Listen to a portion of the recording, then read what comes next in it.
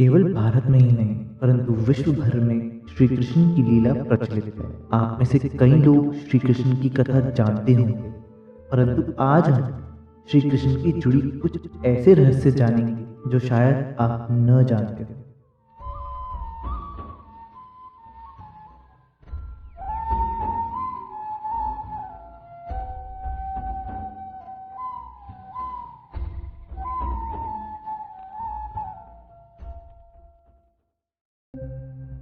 श्री कृष्ण का रंग।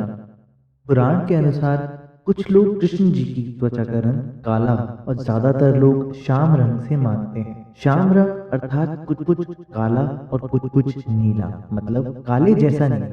जैसा सूर्यास्त के बाद जब दिन अस्त होने वाला होता है तो आसमान का रंग काले जैसा नीला हो जाता है। जनश्रुति अनुसार उनका रंग ना तो काला और ना ही नीला था। यही नहीं, उनका रंग काला मिश्रित नीला भी नहीं था।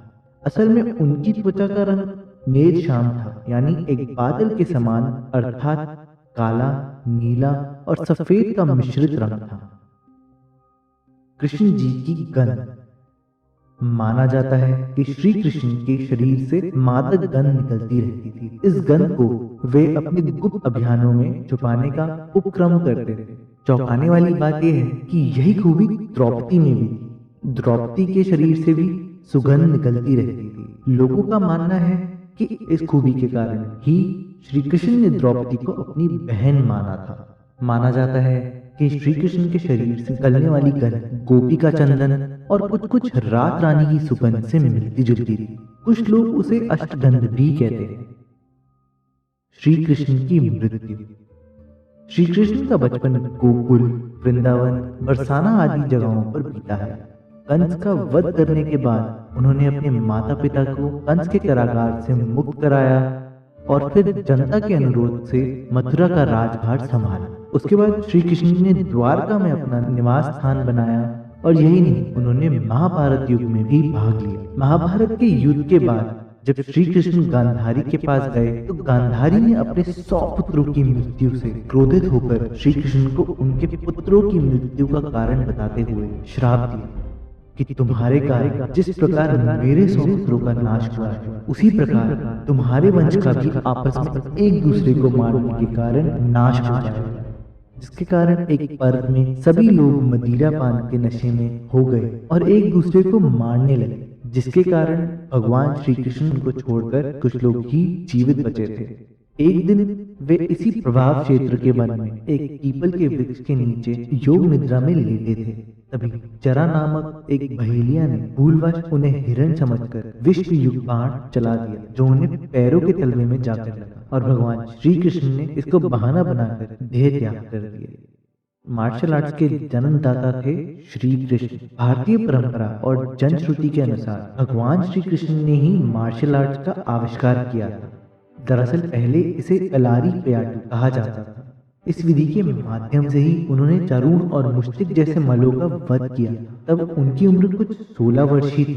उन्होंने मथुरा के दुष्ट राजा के सिर को हथेली पर प्रहार से ही काट दिया था। जनश्रुति के अनुसार श्री कृष्ण ने मार्शल आर्ट्स का विकास भरत क्षेत्र के वनों में किया था। डांडिया रास उसी का एक नृत्य रूप है।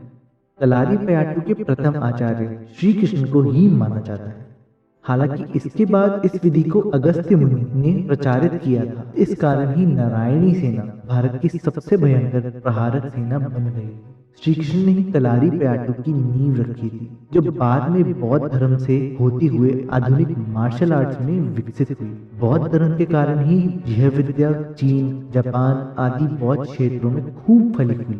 आज भी यह विद्या केरल और कर्नाटक में प्रचलित है। श्री कृष्ण की पत्नियां। श्री कृष्ण के बारे में कहा जाता है कि उनकी 16,100 पत्नियां थीं, लेकिन ये तथ्य गलत है। उनकी मात्र 8 पत्नियां थीं। कृष्ण जी की जिन 16,000 पत्नियों के बारे में कहा जाता है, दरअसल वे सभी भौमासुर, जिसे नरकासुर भी कहा जाता है, उसके यहाँ बंधक बनाई गई महिलाएं थी, जिनको श्री कृष्ण ने मुक्त कराया था। यह महिलाएं किसी की माँ थी, किसी की बहन तो किसी की पत्नियां थी, जिनको भौमासुर अपहरण करके ले गया था। इन सब औरतों की इज्जत बचाने के लिए श्री कृष्ण ने उनको अपनी पत्नी होने का दर्जा दिया।